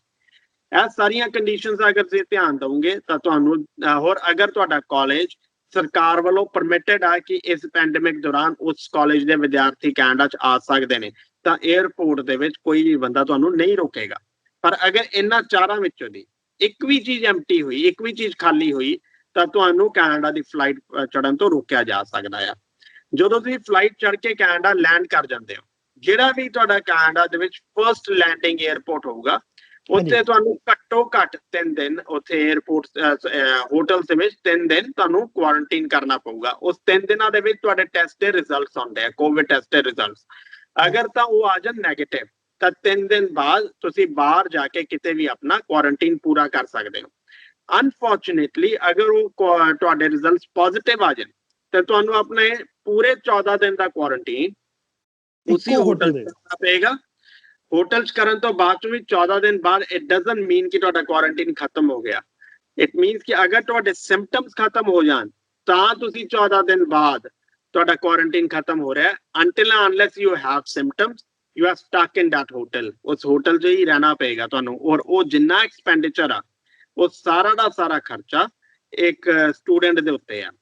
ਤੀਜੀ ਮੇਜਰ ਚੀਜ਼ ਜਿਹੜੀ ਆ ਅੱਜ ਦੀ ਗੱਲ ਦਾ ਅਗਰ ਤੁਹਾਨੂੰ ਦੱਸਾਂ, ਇਸ ਟਾਈਮ ਸੜਕਾਂ ਖਾਲੀ ਨੇ ਓਨਟਾਰੀਓ ਦੀਆਂ, ਖਾਸ ਕਰਕੇ ਆਫਿਸਿਸ ਬੰਦ ਨੇ, ਜੌਬ ਅਪਰਚੁਨਿਟੀ ਸਿਰਫ ਤੇ ਸਿਰਫ ਐਸੈਂਸ਼ੀਅਲਸ ਦੇ ਵਿੱਚ ਨੇ ਜੀ। ਸਟੂਡੈਂਟਸ ਨੂੰ ਸਿਰਫ 20 ਘੰਟੇ ਕੰਮ ਕਰਨਾ ਅਲਾਉਡ ਹੁੰਦਾ ਆ ਲੀਗਲੀ।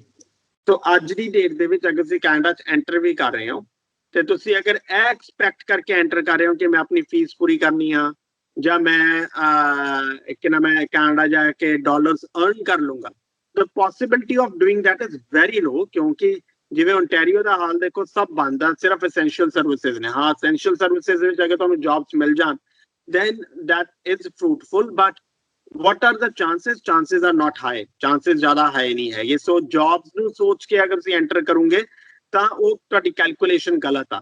ਸੋ ਇਹ ਸਾਰੀਆਂ ਚੀਜ਼ਾਂ ਦਿਮਾਗ 'ਚ ਰੱਖਣ ਦੀ ਲੋੜ ਆ ਜਦੋਂ ਤੁਸੀਂ ਆਪਣਾ ਡਿਸੀਜਨ ਬਣਾ ਰਹੇ ਹੋ ਕਿ ਮੈਂ ਕੈਨੇਡਾ ਐਂਟਰ ਕਰਾਂ ਜਾਂ ਨਾ ਕਰਾਂ। ਜਦੋਂ ਕਿ ਕੈਨੇਡਾ ਦੀ ਸਰਕਾਰ ਨੇ ਤੁਹਾਨੂੰ ਇੱਕ ਆਪਸ਼ਨ ਖੁੱਲੀ ਦਿੱਤੀ ਹੋਈ ਆ ਕਿ ਤੁਸੀਂ ਆਪਣੀ ਘਰ ਦੀ ਰੋਟੀ ਖਾ ਸਕਦੇ ਹੋ, ਘਰੇ ਬੈਠ ਕੇ ਆਪਣੀ ਪੜ੍ਹਾਈ ਕਰ ਸਕਦੇ ਹੋ। 100% ਇਸ ਕੋਈ ਸ਼ੱਕ ਨਹੀਂ ਕਿ ਆਨਲਾਈਨ ਪੜ੍ਹਾਈ ਕਰਨ ਵਾਸਤੇ ਤੁਸੀਂ ਕੈਨੇਡੀਅਨ ਡਾਲਰਸ 'ਚ ਫੀਸਾਂ ਖਰਚ ਰਹੇ ਹੋ। ਬਟ ਇਸ ਪੈਂਡੇਮਿਕ ਦੇ ਦੌਰਾਨ ਅਗਰ ਤੁਸੀਂ ਕੈਨੇਡਾ 'ਚ ਵੀ ਆ ਰਹੇ ਹੋ ਤਾਂ ਕੀ ਉਹ ਤੁਸੀਂ ਉਨੀ ਜੌਬ ਮਿਲ ਸਕੂਗੀ ਕਿ ਨਹੀਂ ਮਿਲ ਸਕੂਗੀ, ਉਹ ਇੰਡੀਵਿਜੂਅਲ ਟੂ ਇੰਡੀਵਿਜੂਅਲ ਦੇ ਉੱਤੇ ਡਿਪੈਂਡ ਕਰਨਾ ਹੈ। ਤੁਸੀਂ ਦੱਸ ਰਹੇ ਹੋ ਵੀ ਜੌਬ ਅਪਰਚੁਨਿਟੀ ਸਿਰਫ ਐਸੈਂਸ਼ੀਅਲ ਵਰਕਰ ਦੇ ਵਾਸਤੇ ਹੈ ਤੇ ਨੈਚੁਰਲੀ ਹੈ ਵੀ ਜਦੋਂ ਇੱਥੇ ਆਉਂਦੇ ਆ ਆਪਣੇ ਘਰ ਦੇ ਰੈਂਟ, ਖਾਣਾ ਪੀਣਾ, ਗਰੋਸਰੀ ਦਾ ਸਮਾਨ ਲੈ ਕੇ ਆਉਣਾ, ਉਹ ਖਰਚੇ ਬਹੁਤ ਜ਼ਿਆਦਾ ਨੇ। ਤੁਸੀਂ ਇੱਕ ਸਲਾਹਕਾਰ ਹੋਣ ਦੇ ਨਾਤੇ ਕੀ ਸਲਾਹ ਦੇਵੋਗੇ ਕਿ ਇੰਡੀਆ ਵਿੱਚ ਰਹਿ ਕੇ ਪੜ੍ਹਨਾ ਚਾਹੀਦਾ ਜਾਂ ਫਿਰ ਓਪਰਚੁਨਿਟੀ ਨੂੰ ਅੱਗੇ ਮੇਨਟੇਨ ਕਰਨ ਵੀ ਕੈਨੇਡਾ ਆ ਜਾਣਾ ਚਾਹੀਦਾ? ਮੇਰੀ ਸਲਾਹ ਸਿਰਫ ਇਹ ਹੋ ਸਕਦੀ ਹੈਗੀ ਆ ਕਿ ਇਸ ਮੌਕੇ ਨੂੰ ਤੁਸੀਂ ਆਪਣੇ ਹੱਕ ਦੇ ਵਿੱਚ ਕਿਵੇਂ ਯੂਜ਼ ਕਰਨਾ ਹੈ, ਉਹ ਤੁਹਾਡਾ ਡਿਸੀਜਨ ਆ। ਜਿਹੜਾ ਇਸ ਮੌਕੇ ਨੂੰ ਯੂਜ਼ ਕਰਨ ਦਾ ਤਰੀਕਾ ਉਹ ਹੈ ਕਿ ਭਾਵੇਂ ਸਟੱਡੀ ਪਰਮਿਟਸ ਹੋਣ, ਭਾਵੇਂ PR ਹੋਣ, ਇਸ ਮੌਕੇ ਦੇ ਉੱਤੇ ਚਾਂਸਿਸ ਆਰ ਹਾਈ ਕਿ ਤੁਹਾਨੂੰ ਉਹ ਪਰਮਿਟਸ ਮਿਲ ਸਕਦੇ ਨੇ। ਉਹਨਾਂ ਪਰਮਿਟਸ ਨੂੰ ਲਵੋ, ਸਟੱਡੀ ਪਰਮਿਟਸ ਲਵੋ। ਸਟੱਡੀ ਪਰਮਿਟ ਤੁਹਾਡੇ ਹੱਥ ਦੇ ਵਿੱਚ ਆ ਚੁੱਕਾ ਆ, ਯੂ ਆਰ ਸੇਫ। ਤੁਸੀਂ ਕੈਨੇਡਾ ਅੱਜ ਐਂਟਰ ਕਰ ਰਹੇ ਹੋ, ਭਾਵੇਂ ਸਾਲ ਬਾਅਦ ਐਂਟਰ ਕਰ ਰਹੇ ਹੋ, ਡਜ਼ਨਟ ਮੈਟਰ। ਘੱਟੋ ਘੱਟ ਤੁਸੀਂ ਆਪਣੀ ਪੜ੍ਹਾਈ ਸ਼ੁਰੂ ਕਰ ਚੁੱਕੇ ਹੋ, ਤੁਹਾਨੂੰ ਪਰਮਾਨੈਂਟ ਰੈਜ਼ੀਡੈਂਸੀ ਦਾ ਤੁਹਾਡਾ ਰਸਤਾ, ਤੁਹਾਡਾ ਸੁਪਨਾ ਜਿਹੜਾ ਆ ਉਸ ਪਾਸੇ ਤੁਸੀਂ ਤੁਰ ਚੁੱਕੇ ਹੋ। ਸੋ ਬਾਕੀ ਜਿਹੜੀਆਂ ਨੇ ਮੈਂ ਚੀਜ਼ਾਂ ਕੀਤੀਆਂ ਨੇ ਉਹ ਹਰੇਕ ਇੰਡੀਵਿਜੂਅਲ ਦੇ ਆਪਣੀ ਲੋੜ ਅਨੁਸਾਰ ਹੈ। ਕਿਸੇ ਬੰਦੇ ਕੋਲੇ ਹੋ ਸਕਦਾ ਕਿ ਫਾਈਨੈਂਸ਼ੀਅਲੀ ਬਹੁਤ ਸਟਰੋਂਗ ਹੋਵੇ, ਉਹਨੂੰ ਕੋਈ ਫਰਕ ਨਾ ਪੈਂਦਾ ਹੋਵੇ। ਕੋਈ ਹੋ ਸਕਦਾ ਕਿ ਮੇਰੇ ਵਰਗਾ ਹੋਵੇ ਤੇ ਉਹਨੂੰ ਕਿੰਨਾ ਹਰੇਕ ਡਾਲਰ ਦੇ ਉੱਤੇ ਸਪੈਂਡ ਜਿਹੜੀ ਹੋ ਰਿਹਾ ਆ ਉਹ ਮੈਟਰ ਕਰਦਾ ਹੋਵੇ। So it's all depends upon individual to individual. ਤੁਹਾਡਾ ਬਹੁਤ ਧੰਨਵਾਦ, ਤੁਸੀਂ ਪੰਜਾਬੀ ਲੋਕ ਚੈਨਲ ਨੂੰ ਆਪਣਾ ਸਮਾਂ ਬਖਸ਼ਿਆ। ਕੋਈ ਐਂਡ ਦੇ ਵਿੱਚ ਤੁਸੀਂ ਜਿਹੜੇ ਵਿਦਿਆਰਥੀ ਇਸ ਵੇਲੇ ਇੰਡੀਆ ਤੋਂ ਆ ਰਹੇ ਨੇ ਉਹਨਾਂ ਲਈ ਕੋਈ ਵਿਸ਼ੇਸ਼ ਸਲਾਹ ਦੇਣਾ ਚਾਹੋ? ਸੋ ਮੇਜਰਲੀ ਮੈਂ ਇਹ ਕਹਿਣਾ ਚਾਹੂੰਗਾ ਕਿ ਮੈਂ ਆਪ ਕੋਵਿਡ ਪੋਜ਼ਿਟਿਵ ਹੋਇਆ ਆ, ਹੋਰ ਮੇਰੀ ਪੂਰੀ ਫੈਮਿਲੀ ਉਸ ਦੇ ਵਿੱਚੋਂ ਨਿਕਲੀ, ਮੇਰਾ ਪੂਰਾ ਸਟਾਫ ਉਸ ਦੇ ਵਿੱਚੋਂ ਦੀ ਨਿਕਲਿਆ। 2-3 ਹਫ਼ਤੇ ਬਹੁਤ ਭੈੜੇ ਸਨ। ਸੋ ਮੈਂ ਬਾਰ-ਬਾਰ ਬਾਕੀ ਵੀ ਜਿੰਨਿਆਂ ਚੈਨਲ ਦੇ ਉੱਤੇ ਇੰਟਰਵਿਊ ਦੇ ਰਿਹਾ, ਇੱਕ ਬੇਨਤੀ ਹਰੇਕ ਨੂੰ ਕਰਦਾ ਹਾਂ ਕਿ ਆਪਾਂ ਨੂੰ ਸੇਫਟੀ ਪ੍ਰੀਕਾਸ਼ਨਸ ਲੈਣ ਦੀ ਲੋੜ ਹੈਗੀ ਹੈ। ਹੋਰ ਅਸੀਂ ਆਪਣੇ ਵਾਸਤੇ ਲੈਣੀਆਂ ਆ, ਕਿਸੇ ਹੋਰ ਵਾਸਤੇ ਨਹੀਂ, ਆਪਣੇ ਆਪ ਨੂੰ ਬਚਾਉਣ ਵਾਸਤੇ। ਕੈਨੇਡਾ ਦੇ ਵਿੱਚ ਅੱਜ ਦੀ ਡੇਟ ਦੇ ਉੱਤੇ ਜਿੰਨੀਆਂ ਪੋਲੀਟੀਕਲ ਇਲੈਕਸ਼ਨਸ ਵੀ ਹੋ ਰਹੀਆਂ ਨੇ ਉਹ ਵੀ ਸਾਰਾ ਕੁਝ ਆਨਲਾਈਨ ਹੋ ਰਿਹਾ ਹੈ ਕਿ ਲੋਕੀ ਜਿਹੜੇ ਕੈਂਡੀਡੇਟਸ ਨੇ ਉਹ ਆਪਣੀ ਕੈਂਪੇਨਿੰਗ ਆਨਲਾਈਨ ਕਰਦੇ ਪਏ ਹੈਗੇ। ਕੋਈ ਇਕੱਠ ਨਹੀਂ ਕੀਤਾ ਜਾ ਰਿਹਾ ਹੈਗਾ। ਪੰਜਾਬ ਜਾਂ ਹਿੰਦੁਸਤਾਨ ਦੇ ਵਿੱਚ ਕੀ ਹੋ ਰਿਹਾ ਆ, ਉੱਥੇ ਦੀ ਸਰਕਾਰ ਚੰਗਾ ਕਰੀ ਆ ਮਾੜਾ ਕਰੀ, ਦੈਟਸ ਅ ਡਿਫਰੈਂਟ ਡਿਬੇਟ।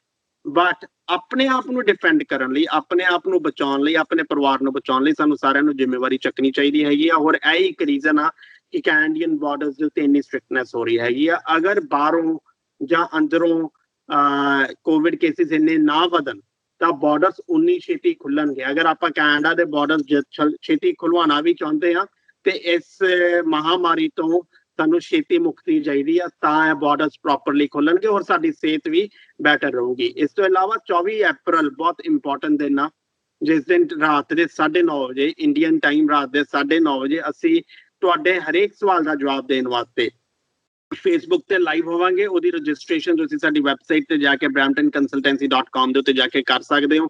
ਸਾਡੀ ਲਾਇਸੈਂਸ ਟੀਮ ਆਫ ਕੰਸਲਟੈਂਟਸ ਹਰੇਕ ਸਵਾਲ ਦਾ ਤੁਹਾਨੂੰ ਜਵਾਬ ਦੇਵੇਗੀ। ਜਿਹੜੇ ਲੋਕ ਇੰਡੀਆ 'ਚ ਬੈਠੇ ਉਹਨਾਂ ਨੂੰ ਡਿਸਹਾਰਟਨ ਹੋਣ ਦੀ ਲੋੜ ਬਿਲਕੁਲ ਨਹੀਂ ਹੈਗੀ। ਸਟੱਡੀ ਪਰਮਿਟ ਜਾਂ permanent residency are the good options. ਅਗਰ ਅੱਜ ਐਕਸਪ੍ਰੈਸ ਐਂਟਰੀ ਦੇ ਦਰਵਾਜ਼ੇ ਬੰਦ ਹੋਏ ਨੇ ਤਾਂ ਹੋਰ ਕਈ ਰਸਤੇ ਖੁੱਲੇ ਨੇ, ਉਹਨਾਂ ਰਸਤਿਆਂ ਨੂੰ ਯੂਜ਼ ਕਰਨ ਦੀ ਲੋੜ ਹੈ। ਤੁਹਾਡਾ ਬਹੁਤ ਧੰਨਵਾਦ ਜੀ, ਤੁਸੀਂ ਆਪਣਾ ਕੀਮਤੀ ਸਮਾਂ ਬਖਸ਼ਿਆ ਤੇ ਅਸੀਂ ਇਹ ਐਡਵਾਈਸ ਵੀ ਕਰਦੇ ਹਾਂ ਜਿਹੜਾ 24 ਅਪ੍ਰੈਲ ਦਾ ਇੰਡੀਅਨ ਟਾਈਮ ਤੁਸੀਂ ਦੱਸ ਰਹੇ ਹੋ ਸ਼ਾਮ ਦਾ, ਉਹਦੇ ਵਿੱਚ ਤੁਸੀਂ ਵੱਧ ਤੋਂ ਵੱਧ ਵਿਦਿਆਰਥੀ ਲਾਹਾ ਲੈ ਸਕਦੇ। ਆਪਣੇ ਕੁਐਸਚਨ ਤੁਹਾਨੂੰ ਤੁਹਾਡੀ ਜਿਹੜੀ ਵੈਬਸਾਈਟ ਹੈ ਉੱਥੇ ਜਾ ਕੇ ਤੁਹਾਨੂੰ ਕੁਐਸਚਨ ਲਿਖ ਕੇ ਭੇਜ ਸਕਦੇ ਜਾਂ ਵੀਡੀਓ ਬਣਾ ਕੇ ਵੀ ਭੇਜ ਸਕਦੇ।